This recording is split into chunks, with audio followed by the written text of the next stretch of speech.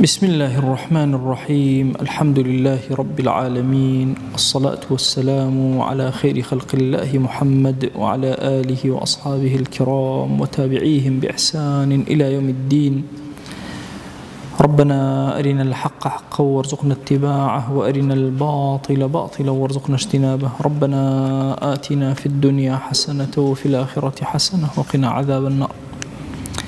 برزان وخشويستانم لخزمة كتاب نيابي أذكاري إمام النووي جيان بسر أبين.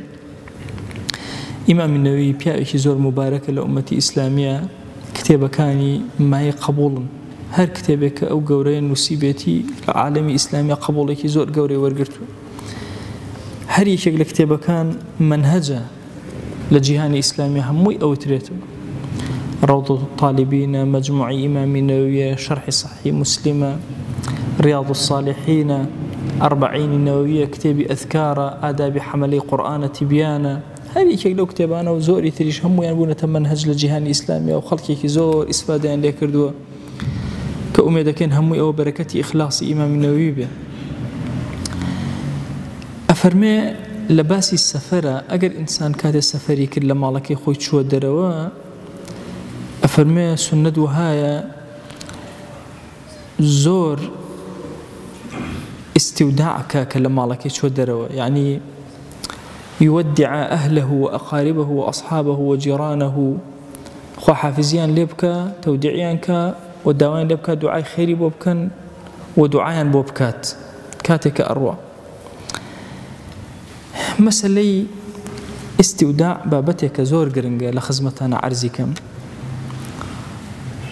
علماء زور تجربة أميان كردوا، هرشتك سپاردەی لای خوا کرا قەت زایە نابێ، هەر شتێ سپاردەی لای خوا کرا ئەبەدەن زایەبوونی نییە. وەدیعە چییە؟ وەدیعە من ئەم عینەکە ئەدەمەدە زیەکێک لە ئێوە ئەڵام ئەمانەت بە لەت بۆم پارێزە تا کاتێک لێت وەرەگرم، ئەم پێوتێ وەدیعە. ئەگەر تۆ شتێ بسپێری بەخوا جەلە جەلالهو ئەبێت چۆن بێ، ئەبێ خوا چۆن بۆ پارێزێ. بوي أفرمي لفرمايشتك بيغمريان صلى الله عليه وسلم كإمام أحمد الرواياتك ولا ابن عمر أفرمي إن الله تعالى إذا استودع شيئا حفظه. أجر هرشتك استوداع إخواك ولا إخوا بأمانة دان رخوا أخوي إبارز. أبو هريرة رحمة الله عليه أفرمي خوش يسمان أجر سفري بكرده أي فرمو من أراد أن يسافر فليقل لمن يخلف أو كسيك بجئهش بي أود أستودعكم الله الذي لا تضيع ودائعه. أو سبيرم بو خواهي كبهيش شوازة سباردة لاي أو زايبوني نية. أما سنتي كي زور قورية أو كسيك أتشيب والسفر أماني مالا وبيبلن مسافركش بماني تربله. سنة بيغمريان صلى الله عليه وسلم فرمي هر كسي إرادة سفري بو، هر كسي كي لما الله بجيهش بأما بله. أفرمي للروايتك إذا أراد أحدكم سفرا فليودع إخوانه. نهر مالو منالي خوي برا وخزمو وكسو همو، فإن الله تعالى جاعل في دعائهم خيرا. باشا خويا جل جلاله لدعاء أو خلق أو براني خويا هار همو خيرك زور قوري هنا تري. طبعا إما زورك للسفرات وتأتي لم زمنا جاروا إنسان سفرك معلومة شيء بخبرني أو سفرني تأتي سفر زانيت كتوزة دورة يعني بيد أشي مرجني دوري جوي بيد أشي ما شاء الله أخوي يقول أمره طي دنيا يبو كردون.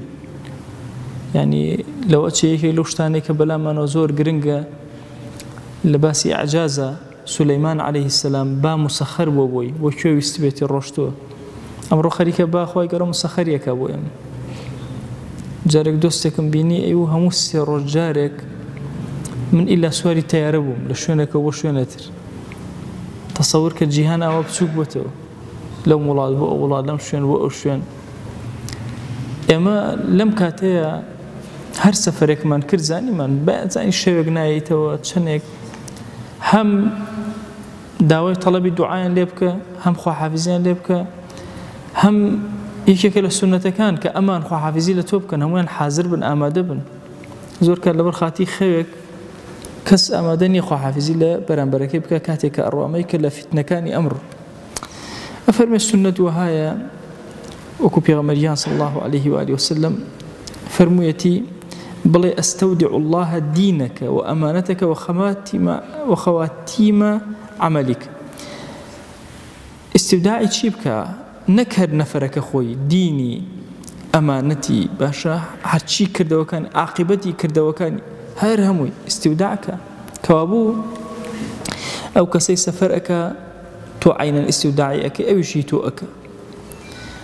ئیمامی خیتابی ئەفەرمێ ئەمانەت چییە؟ ئەمانە ئەڵێ لە فەرمایشتەکە وتوتی ئەستەودع الله دینەکە و ئەمانەتەکە. فەرمێ ئەمانەت ئەهلەکەیەتی ئەهل و ماڵ و مناڵ و ئەوانە ئیستوداعی ئەوانە هەمووی ئەکرێ. لە فەرمایشتێکی ترە هاتووە ئیبن عومەر بۆمان ئەگێڕێتەوە ئەفەرمێ پێغەمبەریان صلی الله عليه وسلم ئەگەر خواحافیزی لە کەسێ بکردایە دەستی ئەگرت فلا يدعوها حتى يكون الرجل هو الذي يدعو يد رسول الله صلى الله عليه وسلم حتى نفرك دسي برندا خوشويز دسي برندا إنجا كدسي بردا فرمو أستودع الله دينك وأمانتك وآخر عملك. للرواية كتير فرمي ابن عمر رضي الله رحمة الله عليه فرمي بياوك هات خدمة بيغمريان صلى الله عليه وسلم وتي أما سفر كم أي خوشويز هاتم خو حافظي لكم فرمي أدنوا مني نزيك برو حتى أودعك تاخو حافظي لكم عليه هتا نزيك بو كسكا بيغمريان صلى الله عليه وسلم دسي برندا هتا نفرك خوي دسي بردا إنجا فرموي أستودع الله دينك وأمانتك وخواتم عملك. للرواية كتير أفرمي حتى أجد جيشك بري كردا بيغمريان صلى الله عليه وآله وسلم أفرمي أشو الدرة ولقل جيشك يفرمو أستودع الله دينكم وأمانتكم وخواتم أعمالكم. للرواية كتير أنس بما نجرته فرمي بياوك هات خدمة بيغمريان صلى الله عليه وآله وسلم فرمو إني أريد سفرا فزودني أي خوشويز أما يسافر كم تويشون بيني تويشون بدري فرمو زودك الله التقوى خواهي قورا تقوى بكاتا تويشوت فرمو زدني فقال وغفر ذنبك خواهي قلنا هكاشت ببوري فرمو زدني فرمو ويسر لك الخير حيثما كنت خواهي قورا تسهيل بين ترد بو هر كير روشتي خواهي خير بين ترد. طبعا فرمايشت زور قوري إنسان كاتك استوداعي كسيكا وخوا حافظي مال أوائي ليبكا أو چنشت زور قرنقا زودك الله بالتقوى وسطي وكا بالتقوى وغفر الذنب خوا ليو ببوري وخوا خير بين ترت. أمس أوش زور قوري كبيغمريان صلى الله عليه وسلم لما روايتها فرميتي اشتكي تر لواني كإمام النووي تطرقي بوكا كسنة أفرمي استحباب طلبه الوصية من أهل الخير. سنة دواء بشي ولا أهل خير بلا كاكا وصية بوب كان أتم بو سفر شي بكم شون أفرمي أبو هريرة رضي الله عنه إليه بياوك هات خدمة بيغمريان صلى الله عليه وسلم فرموي إني أريد أن أسافر فأوصني وصية بوب فرموي عليك بتقوى الله تعالى والتكبير على كل شرف تقوى إخواتها بولا سرهم برزايك الله أكبرك. إن جاكاتك بياوك الرشد بيغمر صلى الله عليه وسلم دسكر بالدعاء كردن بوي اللهم طوي له البعيد وهون عليه السفر. خوايا الرجاء دوري بو كرت كروا والسفركي لسر أحسانك هون عليه السفر بوي أحسانك سفركي ورك وسهلك وإيشكاني بجواني بابدس هم أمانك عرزم كردن لو سننا كأما زورك ترك ما كردن والسفركين بلا ما نوعي بخوا حافظي يا بلا ما نعيب بمسلمان بقول لك هكا سفرك للرمى أخو حافظي اللي كم كل دعائك خير وبكبرشهم خير بيترب أما السنة هم السنة شتو دعاء بكيبو خلقك شخلك دعاء كوت هم إلى سنني بيغمريان صلى الله عليه وسلم دعوة كن لذاتي باكي برودجار أمشان فرمايشتي كلا خدمتي أنا أبوي بك تشريعك روشن بو جيان من بو نو بركان من بو آخرة وعاقبة من يا ربي خويا أم دعاني كأيكين هرهم الجرابك بخو من يا رب العالمين. وصلى الله على سيدنا محمد وعلى آله وصحبه وسلم تسليما كثيرا أبدا إلى يوم الدين. خواهي قول لقناهي مني شو أجبوري خواهي من قبولك.